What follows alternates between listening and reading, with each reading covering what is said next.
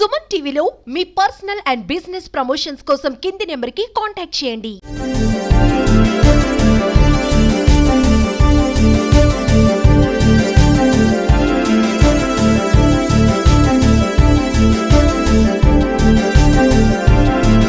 మనమంతా కూడా ఒకే ఐకమత్యంతో ఉండాలనే భావంతో ఈరోజు ఈ ఆకివీడు మండలంలో కోరా రామూర్తి గారు సమక్షంలో బీజేపీ సభ్యులందరికీ కూడా నా హృదయపూర్వక నమస్కారాలు. అలాగే స్కూళ్ళు పిల్లలందరికీ కూడా నా హృదయపూర్వక నమస్కారాలు.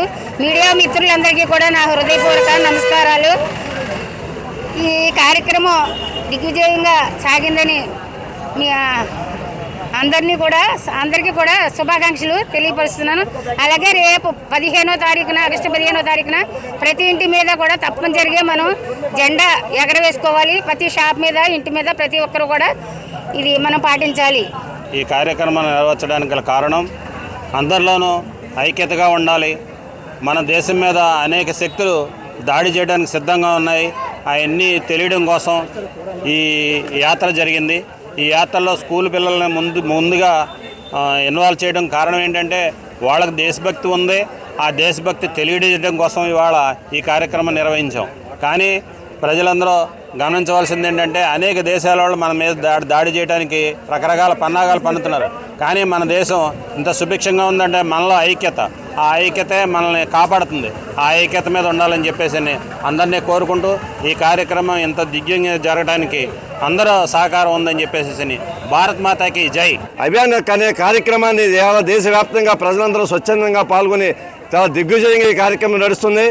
ఈరోజు దానిలో భాగంగా ఈరోజు ఆకివీడు పట్టణంలో వివిధ కాలేజీ విద్యార్థులు, హై స్కూల్ విద్యార్థులతో కలిపి ఈరోజు అన్ని పార్టీ నాయకులతో కలిపి ఇక్కడ ఆకివీడు పట్టణంలో హరఘర్ తిరంగా ర్యాలీ ఈరోజు కార్యక్రమం చేపట్టడం జరిగింది. మన దేశ స్వతంత్రం కోసం అసువులు బాసిన ఎందరో అమరవీరుల జ్ఞాపకం తెలుసుకోవడం కోసం ప్రధాని నరేంద్ర మోడీ గారు ఈ కార్యక్రమాన్ని రూపొందించారు. స్వతంత్రం వచ్చింది కానీ ఆ స్వతంత్రం రావడంలో భాగంగా లక్షలాది మంది ప్రజలు, నాయకులు తన ప్రాణాలను తృణప్రాయంగా అర్పించినటువంటి నాయకుల్ని గుర్తుంచుకుని అమరజీవులకి శ్రద్ధాంజలి ఘటించాలనే ఉద్దేశంతో ఈ కార్యక్రమాన్ని చేపట్టడం జరిగింది.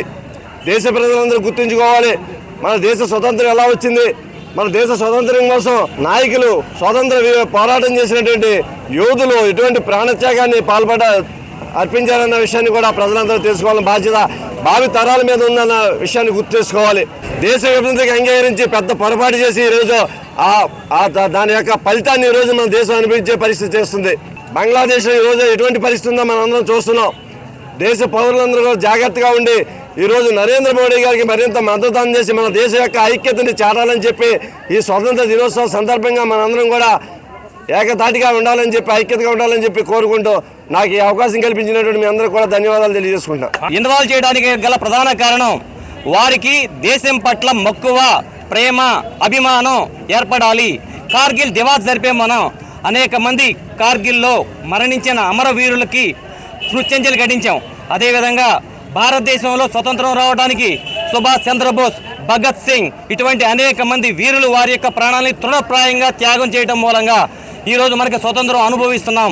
రాజ్యాంగకర్త డాక్టర్ బిఆర్ అంబేద్కర్ గారి యొక్క రాజ్యాంగానుసారం మనం వివిధ కార్యక్రమాలు నిర్వహించుకుంటున్నాం.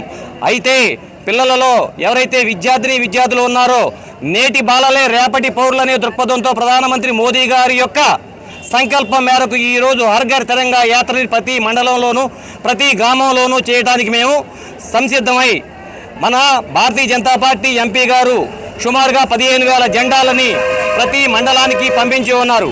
కాబట్టి ఆయన యొక్క సహాయంతో ఈ జెండాలను ఏర్పాటు చేయడం, మా యొక్క నియోజకవర్గ కన్వీనర్ కోరా రామూర్తి గారి యొక్క సహాయ సహకారాలతో ఏదైనా కార్యక్రమాన్ని మేము ముందుకు తీసుకెళ్ళడం చేయడం జరుగుతుంది.